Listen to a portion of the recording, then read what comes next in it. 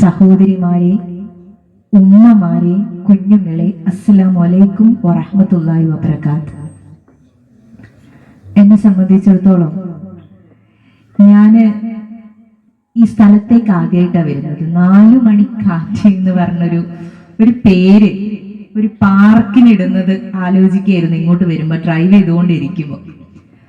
വളരെ രസകരമായിട്ടുള്ള, നമുക്കൊരു സമാധാനം തരുന്ന, ഒരു പ്രതീക്ഷ തരുന്ന ഒരു പേര്, ഒരു കാറ്റ് എന്നൊക്കെ. 4 മണിക്കാറ്റ്, ആ കാറ്റിനൊരു പ്രത്യേകത ഉണ്ടാവുമല്ലോ.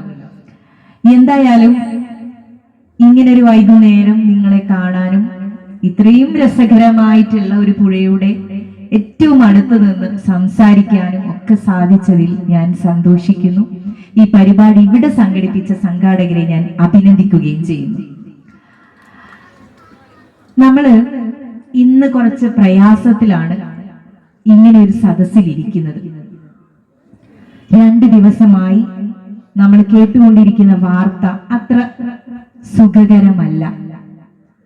ഇന്ത്യയുടെ മാപ്പ് വരയ്ക്കുമ്പോൾ, അല്ലെ കുട്ടികളെ, മാപ്പ് വരയ്ക്കുമ്പോൾ നമ്മൾ ആദ്യം എന്താ ചെയ്യുക? ഈ രാജ്യത്തിനൊരു തലപ്പാവ് വെച്ചു കൊടുക്കും, അല്ലെ? കാശ്മീരിനെ വരച്ചിട്ടാണ് പിന്നെ നമ്മൾ ഇന്ത്യയുടെ ഭൂപടം മുഴുവനാക്കാറുള്ളൂ.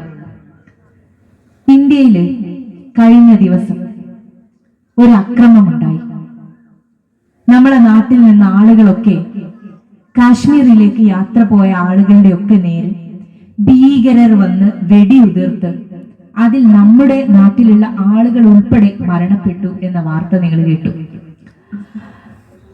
ആ ദിവസത്തിന് ശേഷം ഇന്ന് അവിടെ നിന്ന് വരുന്ന മറ്റൊരു വാർത്തയാണ്, അവിടെ അതിർത്തിയിൽ കാവലിരുന്ന ഒരു സൈനികൻ ഏറ്റുമുട്ടലിൽ കൊല്ലപ്പെട്ടു എന്നുള്ളത്.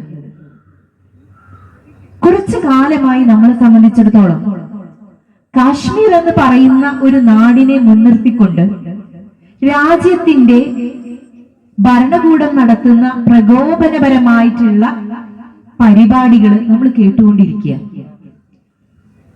അവിടെ കാശ്മീരിൽ പോയ ആളുകൾക്കറിയാം ഈ നാടിന്റെ മനോഹാരിതയെ കുറിച്ചിട്ട്. കാശ്മീരികളായിട്ടുള്ള ആളുകളെ കുറിച്ച് നിങ്ങൾ കേട്ടിട്ടുണ്ടാകും, അല്ലെ?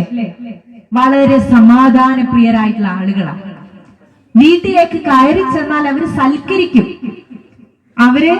അവരുടെ മുമ്പിലുള്ള ആ തുണി വിരിച്ച് അതിലേക്ക് ഭക്ഷണം കൊണ്ടുവന്ന് റൊട്ടി ഉണ്ടാക്കി കാവ ഒഴിച്ച് തന്ന് നമ്മളെ കുടിപ്പിച്ച് സമാധാനപൂർവ്വം സന്തോഷപൂർവ്വമാണ് അവർ യാത്ര അയക്കുക. കാശ്മീരിൽ ആർക്കെങ്കിലും സുഹൃത്തുക്കൾ ഉണ്ടെങ്കിൽ ഒന്ന് വിളിച്ചാൽ മതി, വിളിച്ചോണ്ടിരിക്കുക അവരില്ലേ, വിളിച്ചോണ്ടിരിക്കുക എപ്പോഴാ വരുന്നത് എന്ന്. അത്രയും സൽക്കാരപ്രിയരായിട്ടുള്ള മനുഷ്യരാണ് അവിടെ ഉള്ളത്. അവര് നാടിനെ സ്നേഹിക്കുക എന്ന് പറയുമ്പം നിങ്ങൾക്ക് ഓർമ്മയുണ്ടാകും, കാശ്മീരിന്റെ പ്രത്യേക പദവി എടുത്തു കളയുന്ന സമയത്ത് അവിടെ രൂക്ഷമായിട്ടുള്ള പ്രതിസന്ധി ഉണ്ടായിരുന്നു.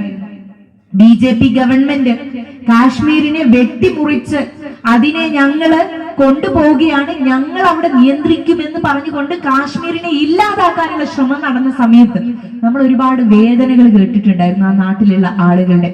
അത് അവര് പറഞ്ഞത്, ഞങ്ങൾക്ക് ഇന്ത്യക്കൊപ്പം നിൽക്കാനാണ് ഇഷ്ടം, ഞങ്ങളുടെ പൂർവികർ നിന്നത് ഇന്ത്യക്കൊപ്പമാണ്, ഞങ്ങൾ ഇന്ത്യക്കാരാണ് എന്നുള്ള കാര്യം നിങ്ങൾ മറന്നു പോകരുത് എന്ന് പറഞ്ഞത് കാശ്മീരികളായിട്ടുള്ള ആളുകളാണ്. എന്നാൽ ഈ 2-3 ദിവസമായിട്ട് കാശ്മീർ കഴിഞ്ഞാല് ബാക്കിയുള്ള നാടുകളിലൊക്കെയുള്ള ആളുകൾ പ്രചരിപ്പിക്കുന്ന വാർത്തകൾ നിങ്ങളൊന്ന് അറിയണം. നമ്മളും അറിയാതെ അത് വിശ്വസിച്ച് പോകുന്നുണ്ട്.